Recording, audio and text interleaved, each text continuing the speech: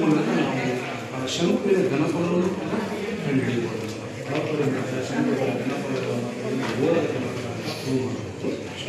Next ಒಂದು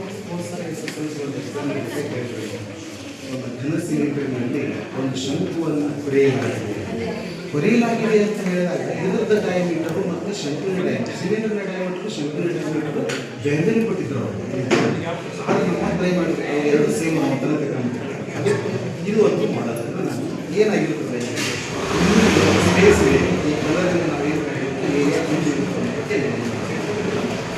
last next ಇಲ್ಲಿ ನಾವು ಸಿಂಪಲ್ ಈ ಒಂದು ಆಯ್ತಕ್ಕನ ಪಾರ್ಶ್ವಮೇಲೆ ನಾವು ಎಲ್ಲು ಬಿ ಎಚ್ ಕಂಡುಹಿಡಿಯಬಹುದು. ನಂತರ ಇನ್ನೊಂದು ಎಸ್ಎಸ್ಗೆ ಮೊದಲನೇದಾಗಿ ಒಂದು ಲೆಕ್ಕ ಇದೆ. ಒಂದು ಘನದ ಘನಫಲ 64 ಸೆಂಟಿಮೀಟರ್. ಇದಕ್ಕೆ ಇನ್ನೊಂದು ಘನವನ್ನು ಜೋಡಿಸಿದಾಗ ಆಯ್ತದ ಸಿಗ್ತದೆ ಸುಲಭವಾಗಿ ನಾವು ಜೀವನದಲ್ಲಿ ನೆಕ್ಸ್ಟ್ ಪ್ರೊಬ್ಯಾಬಿಲಿಟಿ ಮೇಲೆ ಇದನ್ನು ನಾವು ಲೆಕ್ಕ ಇದೆ. 3 ಮಾರ್ಕಿಗೆ ಬರುತ್ತೆ. 8 ನಂಬರ್ಸ್ ಕರೆದಿದ್ದೀವಿ. ಇದನ್ನು ಪ್ರತಿನಿಧಿಸಿದರೆ ಯಾವ ನಂಬರ್ ನೀಡುತ್ತದೆ ಅಥವಾ ಯಾವ ಕಲರ್ ನೀಡುತ್ತದೆ ಅಂತ ಹೇಳಿ ನಾವು ಸಮಸ್ಯೆ ವರ್ಗ ಸಂಖ್ಯೆ ಜನಸಂಖ್ಯೆ ಎತ್ತಿತ್ತು ಮಜ್ಜಿಗೆ ಮಾಡೋದಕ್ಕೆ ನೆಕ್ಸ್ಟ್ ಒಂದು ನೀರು ಸಿಲಿಂಡರ್ನ ವೇಸ್ಟ್ ಸಿಲಿಂಡರ್ ಮತ್ತು ಈ ಒಂದು ಗೋಳದ ವ್ಯಾಸ ತಗೊಳ್ಳೋಣ.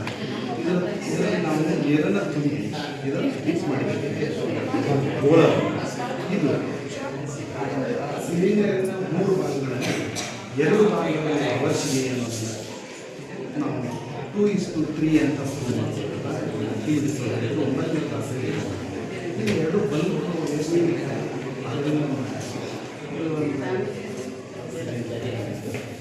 ನಂತರ ಇನ್ನು ಆಯ್ತು ಲಾಸ್ಟ್ ಇಲ್ಲಿ ನಾವು ಸಮರೂಪ ಪ್ರತಿನಿಧಿಗಳ ಸಮರೂಪ ಪ್ರತಿನಿಧಿಗಳ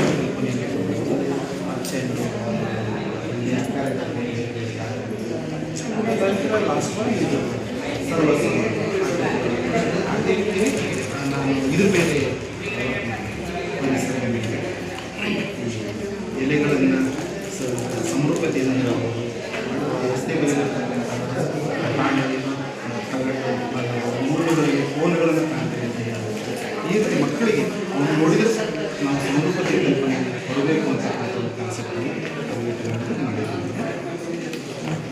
ಆಟಿಕೆ ಮೂಲಕ ನಾವು ಗಣಿತವನ್ನು ತಗೋಬೋದು ಸರ್. ಯಾವುದಾದ್ರೂ ಒಂದು ಮುಚ್ಚಿ ಸರ್ ಅಂದರೆ ಮಕ್ಕಳಿಗೆ ಗಣಿತದಲ್ಲಿ ಆಸಕ್ತಿಯನ್ನು ಬೆಳೆಸಲಿಕ್ಕೆ ನಾವು ಆಟಿಕೆ ಮೂಲಕ ತೆಗೆದುಕೊಳ್ಳಬಹುದು. ಯಾವುದಾದ್ರೂ ಒಂದು ನಂಬರನ್ನು ಮುಚ್ಚಿದರೆ ಯಾವ ನಂಬರ್ ಮುಚ್ಚಿದ್ದೀವಿ ಅಂತ ನಾವು ಹೇಳಬೇಕು.